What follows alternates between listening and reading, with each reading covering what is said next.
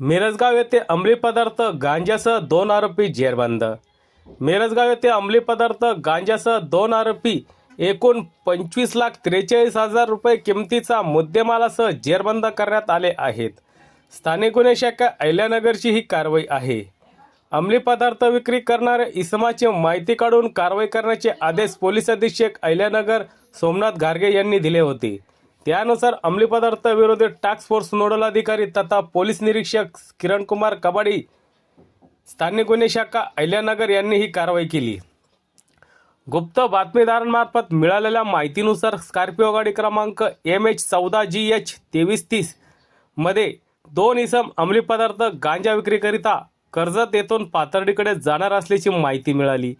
त्यानुसार पथकाने मिरजगाव पोलीस स्टेशनचे पोलीस अधिकारी व अंमलदार यांच्या मदतीने ही कारवाई केली।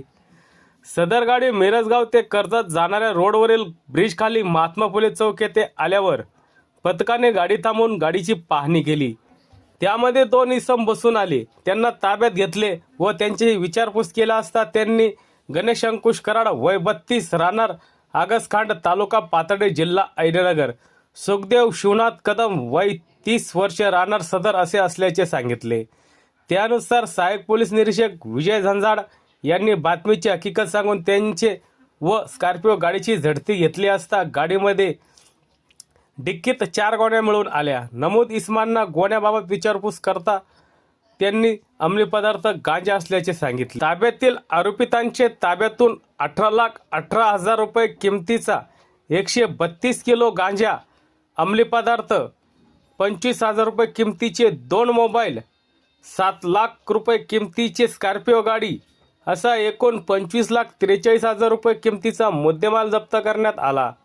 ताब्यात घेतलेल्या आरोपी विरुद्ध मिरजगाव पोलीस स्टेशन गुन्हा रजिस्टर नंबर 60/2026 गुंगीकारक औषधी द्रव्ये आणि मनोव्यापारावर परिणाम करणारे पदार्थ कायदा सन 1985 चे कलम 8 क 20 व 2 क प्रमाणे गुन्हा दाखल करण्यात आलेला आहे। पुढील तपास मिरजगाव पोलीस स्टेशन करीत आहे।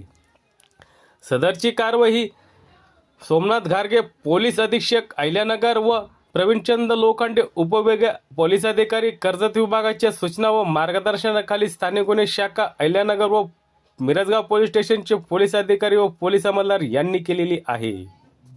सत्य एक्सप्रेस न्यूज साठी रवींद्र जगताप, अहिल्यानगर जिल्हा।